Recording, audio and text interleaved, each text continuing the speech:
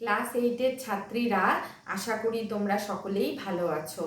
আমি তোমাদের আগের দিন যা পড়িয়েছিলাম নিশ্চয়ই তোমরা বাড়িতে পড়ে দেখেছো। তাহলে চলো আসো আজকে নতুন কিছু পড়াই। তো তোমাদের পরিবেশ বিজ্ঞান বইটির 179 পাতায় দেখো রয়েছে বিভিন্ন শারীরবৃত্তীয় কাজ ও কোষীয় বিশেষত্ব। তো আজকে এই বিষয়টি নিয়েই তোমাদের আলোচনা করব, ঠিক আছে? আচ্ছা, আগের দিন তোমরা কোষ কাকে বলে, কোষ কিরকম দেখতে হয়, তো এগুলো তোমরা জেনেছো। আজকে সেই কোষেরই বিভিন্ন বিশেষত্ব আর কাজগুলো সম্পর্কে বিস্তারিত আলোচনা করব। আচ্ছা, তোমরা প্রত্যেকেই জানো যে আমরা যারা প্রাণীরা আছি, যেমন মানুষ, গরু, ছাগল, মাছ, পাখি, প্রত্যেকেই কিন্তু কিছু না কিছু কাজ আমাদের শরীরে প্রতিনিয়ত হয়ে চলছে। কেমন দেখো, যেমন আমরা নাক দিয়ে অক্সিজেন নিচ্ছি, কার্বন ডাই অক্সাইড ছেড়ে দিচ্ছি, সারাদিন খাবার খাচ্ছি, তারপরে আমাদের শরীরে রক্ত সংবাহিত হয়ে যাচ্ছে, তারপরে যে খাবার আমরা গ্রহণ করছি সেটা পরিপাক হচ্ছে, পরিপাক হওয়ার পরে তার থেকে যে পুষ্টিটা সেটা আমাদের শরীর গ্রহণ করছে, এবং যেটা অপাচ্য বস্তুটা, যেটা শরীর নিতে পারছে না, সেই দূষিত বা অপাচ্য বস্তুটা আমরা শরীর থেকে বর্জ্য রূপে বের করে দিচ্ছি, সেটার নাম হচ্ছে রেচন। আবার আমরা এক জায়গার থেকে আরেক জায়গায় হেঁটে যাচ্ছি, সেটা হচ্ছে গমন পদ্ধতি। তো এই যে পদ্ধতিগুলো বা প্রক্রিয়াগুলো কিন্তু প্রাণীদের প্রতিনিয়ত চলছে। কেমন দেখো, এই যে খাদ্য গ্রহণ, শোষণ, এগুলো হচ্ছে পুষ্টি, আর শ্বাসবায়ুর আদান প্রদান, শক্তি উৎপাদন, এটা হচ্ছে শ্বসন। খাদ্যের যে সারাংশ বা খাদ্যের যে সারবস্তুটা এবং শ্বাসবায়ুকে অক্সিজেনের সাহায্যে বা শ্বাসবায়ুকে যে প্রত্যেকটা কোষে কোষে পৌঁছে দেওয়ার পদ্ধতি, তা হলো সংবহন। আর দেহ থেকে যে বর্জ্য বা দূষিত বস্তুকে বের করে দেওয়া, সেটা হলো রেচন। আর এক জায়গার থেকে আরেক জায়গায় স্থান পরিবর্তন, সেটি হচ্ছে গমন। আর আমরা এই পরিবেশের বিভিন্ন উদ্দীপনায় অনেক সময় সাড়া দিই। কেউ আমাদের ডাকলো, কোনো ফুলের গন্ধে আমরা নাকটাকে সেই ফুলের কাছে নিয়ে গেলাম, পায়ে কাটা ফুটলো, ব্যথায় চিৎকার করলাম, এগুলো সব হচ্ছে স্নায়বিক প্রক্রিয়া। আমরা বিভিন্ন উদ্দীপনায় সাড়া প্রদান করছি। আর কি, শেষ রয়েছে জনন, অর্থাৎ প্রত্যেকটা জীব কিন্তু তার সন্তান অর্থাৎ তার পরবর্তী প্রজন্মকে পৃথিবীতে নিয়ে আসে, এটি হচ্ছে জনন। তো এই প্রক্রিয়াগুলো কিন্তু প্রাণীদের মধ্যে সবসময় সংগঠিত হয়ে চলছে। এবার তোমরা ভাবতে পারো যে তাহলে কি প্রাণীদেরই এগুলো হয়, উদ্ভিদদের মধ্যে কি কিছুই দেখা যায় না? না, উদ্ভিদদের মধ্যেও কিন্তু অনেক প্রক্রিয়া দেখা যায়। সব কিছু হয়তো তোমরা বাইরে থেকে বুঝতে পারো না, কিন্তু উদ্ভিদরাও কিন্তু এই সব প্রক্রিয়াগুলোকে চালিয়ে যাচ্ছে। যেমন উদ্ভিদও কিন্তু শ্বসন করে, অক্সিজেন নেয় এবং কার্বন ডাই অক্সাইড ছাড়ে, কিন্তু সালোক সংশ্লেষ করার সময় অর্থাৎ গাছ যখন রান্না করে গাছের পাতাতে, তখন কিন্তু গাছ অক্সিজেন ছেড়ে দেয় আর কার্বন ডাই অক্সাইড বায়ুর থেকে নিয়ে নেয়। গাছেরও কিন্তু সংবহন হয়ে থাকে। আমাদের দেহে যেমন রক্তের মাধ্যমে সংবহন হয়, সেরকম গাছের মধ্যে জলের মাধ্যমে সংবহন হয়। আর গাছের বা উদ্ভিদের মধ্যেও কিন্তু পুষ্টি হয়ে থাকে। গাছ যে পাতায় সালোক সংশ্লেষ পদ্ধতিতে খাবার তৈরি করে, সেই খাবার কিন্তু গাছও গ্রহণ করে। গাছের মধ্যেও রেচন হয়। কীরকম, তোমরা যখন পেঁপে গাছের ডাল ভাঙো, দেখবে সাদা রঙের একটা কষ বেরিয়ে আসলো, ঠিক আছে? ওই কষের মধ্যেই কিন্তু রেচন বস্তুটা থাকে। যেমন পেয়ারা গাছের দেখবে ছাল বা বাকলটা সবসময় একটা টান, মানে খোসার মতন উপর খসে বাইরে বেরিয়ে আসতে থাকে। তো এই খোসার মাধ্যমেই কিন্তু পেয়ারা গাছ তার দেহের যে দূষিত বস্তু সেটাকে বাইরে বের করে দেয়। আবার দেখো, রবার গাছের যে দূষিত বস্তু, যেটাকে রবার গাছ শরীর থেকে বের করে দেয়, সেটা দিয়েই কিন্তু আমরা যে পেন্সিলে লেখার পর রাবার দিয়ে মুছি, সেটা তৈরি হয়। তো উদ্ভিদের যেগুলো দূষিত বস্তু, সেগুলো আমাদের খুবই কাজে লাগে, নিত্য নৈমিত্তিক কাজে। আচ্ছা, উদ্ভিদের আবার গমন হয় না, উদ্ভিদ এক জায়গার থেকে আরেক জায়গায় চলে যায় না। হ্যাঁ, যায়, কিছু নিম্ন শ্রেণীর উদ্ভিদ আছে, যেমন ক্ল্যামাইডোমোনাস, ভলভক্স, এই দুটো উদ্ভিদ আছে, এরা কিন্তু এক জায়গা থেকে আরেক জায়গায় যেতে পারে। কিন্তু বেশিরভাগ উদ্ভিদ কিন্তু এক জায়গা থেকে আরেক জায়গায় যায় না। গমন বলতে পারো উদ্ভিদের দেখা যায় না, কিন্তু চলন কিন্তু হয়ে থাকে। চলন মানে কি, এক জায়গায় দাঁড়িয়ে থেকে অঙ্গ প্রত্যঙ্গকে নড়াচড়া করানো। যেমন দেখো, গাছ এক জায়গায় দাঁড়িয়ে কি করে, ডালপালা নাড়ায়, ফুল ফোটে, ফুল আলোর দিকে বেঁকে যায়, এই সবই কিন্তু চলন। তাহলে উদ্ভিদের শুধু গমন হয় না, কিন্তু চলন হয়। এবার জননের ক্ষেত্রে আসি। উদ্ভিদেরও কিন্তু ফল হয়, ফলের মধ্যে যে বীজ থাকে তার থেকে কিন্তু নতুন গাছের সৃষ্টি হয়। তাহলে দেখো এই যে পদ্ধতিগুলো, এখানের অনেকগুলোই কিন্তু প্রায় বেশিরভাগই বলতে গেলে উদ্ভিদদের মধ্যেও দেখা যায়। এইবার এই যে এই প্রক্রিয়াগুলো যেগুলো জীবদের মধ্যে হচ্ছে, সেটা উদ্ভিদই হোক প্রাণীই হোক, সেগুলো কেমন করে হচ্ছে বা কারা করছে, সেগুলো কি কোষ ঘটাচ্ছে? হ্যাঁ, এই যে প্রক্রিয়াগুলো দেখছো, এগুলো করতে সাহায্য করে হচ্ছে কিছু একই রকম দেখতে আকৃতির বা একই আকৃতির কোষ। ঠিক আছে, তো সেই কোষগুলোকে আমরা বলবো কলা। আচ্ছা, এবার তোমাদের একটু ভালো করে বিশ্লেষণ করে বলি, তাহলে আরো বুঝতে পারবে। যেমন ধরো, এই যে আমি নিঃশ্বাস নিলাম, মানে অক্সিজেন নিলাম আর কার্বন ডাই অক্সাইড ছাড়লাম, এক্ষেত্রে কারা আমাকে সাহায্য করলো? এই প্রথমে আমার নাকের যে কোষগুলো আছে, সেগুলো আমাকে এই নাসারন্ধ্রের মাধ্যমে অক্সিজেন নিয়ে এই ভেতর দিয়ে তোমার ট্রাকিয়ার ভেতর দিয়ে গিয়ে ফুসফুসে চলে যাচ্ছে। তো অক্সিজেন কিন্তু এইভাবে আমার এই সব কোষের সাহায্যে ফুসফুসে যাচ্ছে, এবং ফুসফুস থেকে সংবহনের মাধ্যমে অর্থাৎ রক্তের কোষের মাধ্যমে আবার প্রত্যেকটা কোষে কোষে পৌঁছে যাচ্ছে। তাহলে দেখো, এখানে ফুসফুসের যে কোষগুলো তার কাজ অক্সিজেন নেওয়া, আর রক্তের যে কোষগুলো তার কাজ হচ্ছে অক্সিজেনকে প্রত্যেকটা কোষে কোষে পৌঁছে দেওয়া। তাহলে এই যে বিভিন্ন ধরনের কোষগুলো, এগুলো কিন্তু এক একটা আলাদা আলাদা কাজ করে।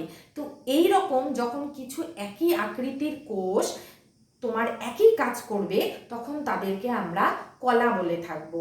এবার কোষ থেকে তৈরি হয় কলা, কলার থেকে তৈরি হবে হচ্ছে অঙ্গ, অঙ্গর থেকে তৈরি হবে তন্ত্র, তন্ত্রর থেকেই একটা পুরো জীবদেহ গঠন হয়। যেমন কোষ, কোষের পরে আসলো কলা, কলার থেকে আসবে অঙ্গ, অঙ্গ কারা? যেমন পাকস্থলী, ফুসফুস, যকৃৎ, এগুলো সব হচ্ছে অঙ্গ। এই অঙ্গগুলো মিলে তৈরি করবে তন্ত্র, যেমন ফুসফুস, নাক, নাসারন্ধ্র, এরা মিলে তৈরি করবে হচ্ছে শ্বাসতন্ত্র।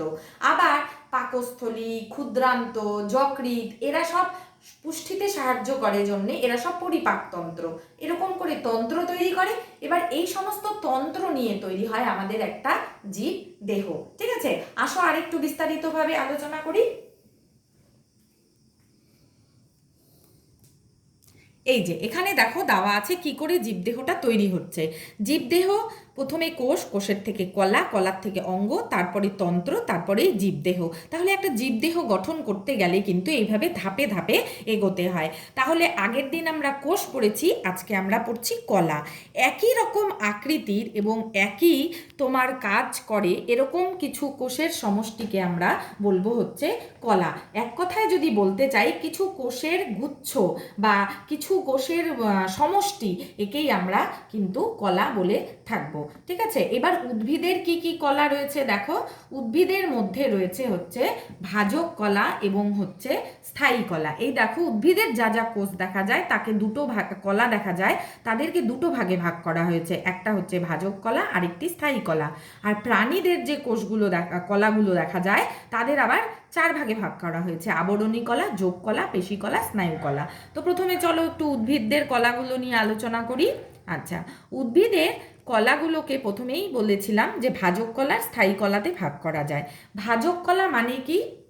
ভাজক কলার কোষগুলো সবসময় উদ্ভিদের সেই সব অঙ্গগুলো তৈরি করে যারা সবসময় নতুনভাবে তৈরি হয়ে যাচ্ছে, যেমন নতুন পাতা, নতুন গাছের ফুল, নতুন ফুলের কুঁড়ি, এই সব কিন্তু ভাজক কলা তৈরি করে। ভাজক কলার থেকে প্রতিনিয়ত নতুন নতুন অঙ্গ সৃষ্টি হয়, এবং ভাজক কলার কোষগুলোই যত দ্রুত বিভাজিত হবে, অর্থাৎ একটার থেকে দুটো, দুটোর থেকে চারটা, চারটার থেকে আটটা, এইভাবে যখন কোষ বিভাজন হয়ে নতুন কোষ তৈরি করবে, তার ফলে কিন্তু উদ্ভিদ লম্বায় বৃদ্ধি পাবে।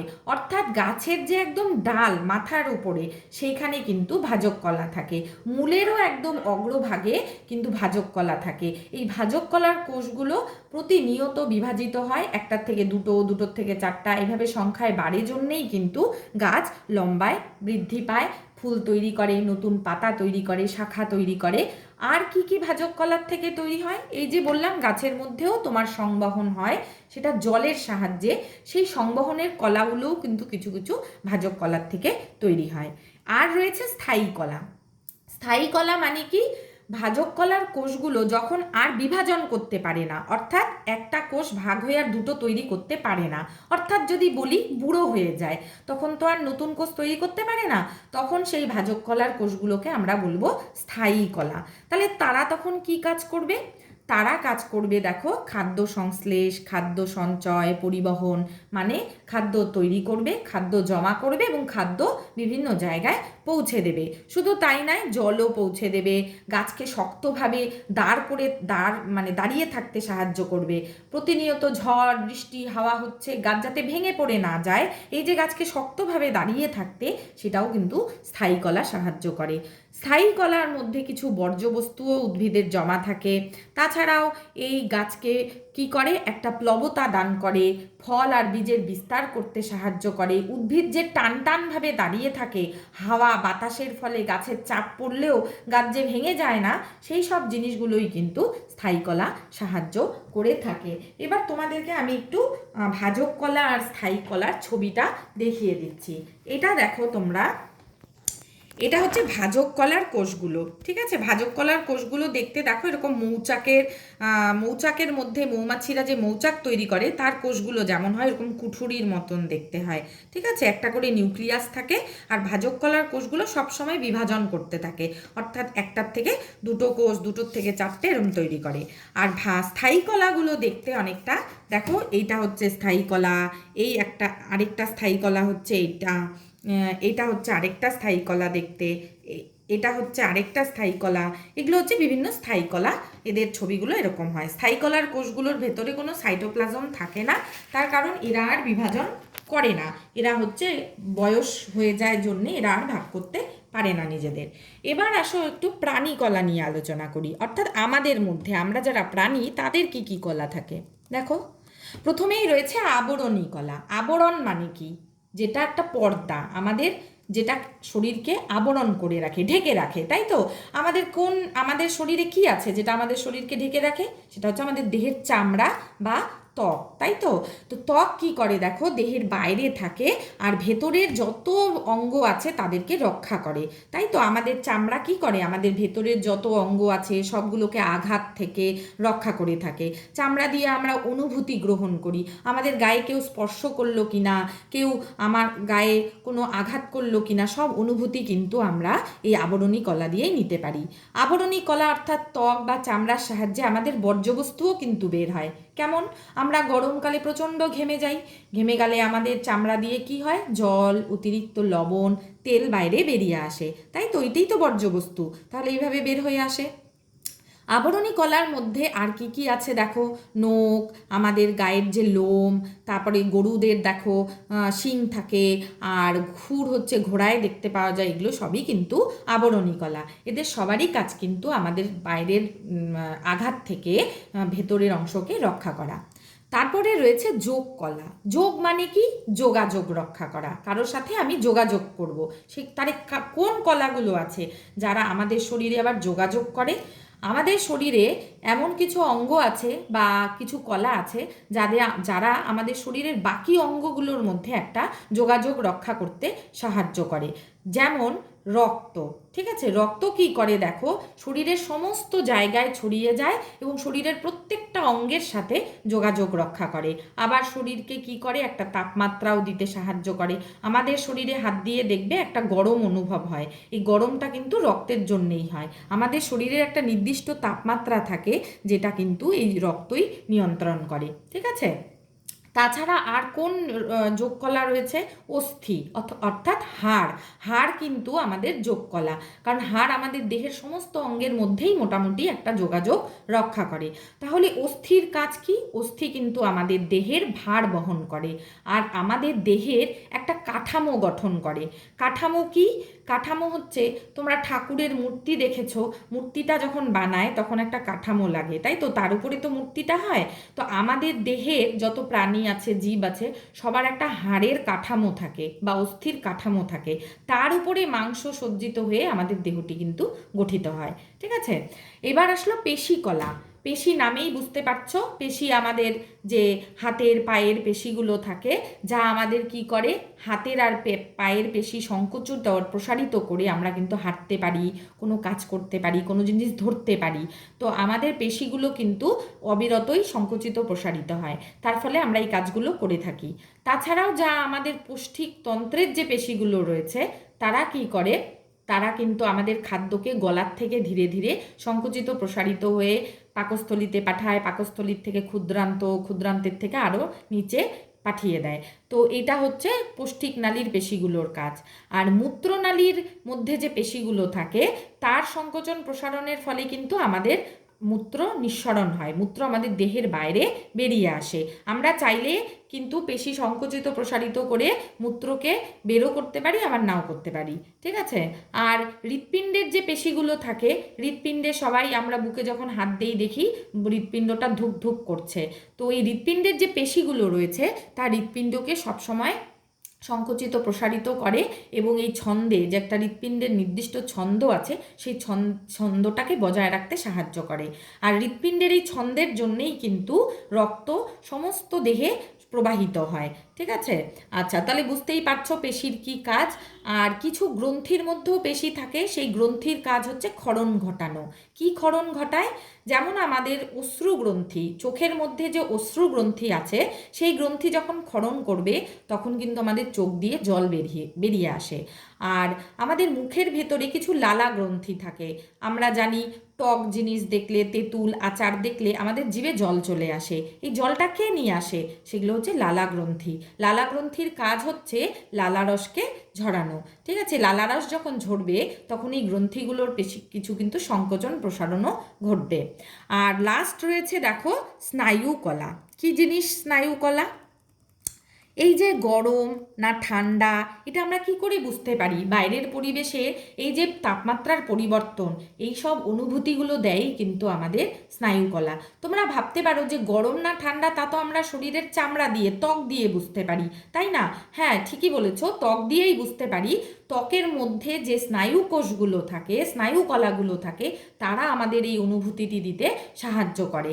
যেমন আমার হাতে কোনো মশা কামড়ালো কিনা, সেটা কি করে বুঝবো?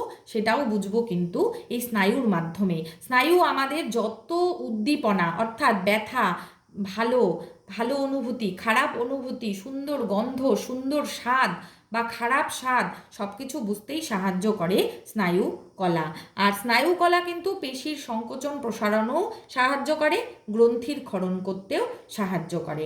তো আপাতত তোমাদের আজকে এই পর্যন্তই পড়ালাম।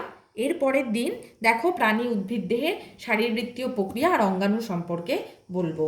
তো মেয়েরা, তোমরা বাড়িতে একটু এইটুকু পড়বে, কলাটা কি জিনিস, কলার কাজগুলো কি। তারপরে যদি তোমরা না বোঝো, অতি অবশ্যই আমাকে প্রশ্ন করবে।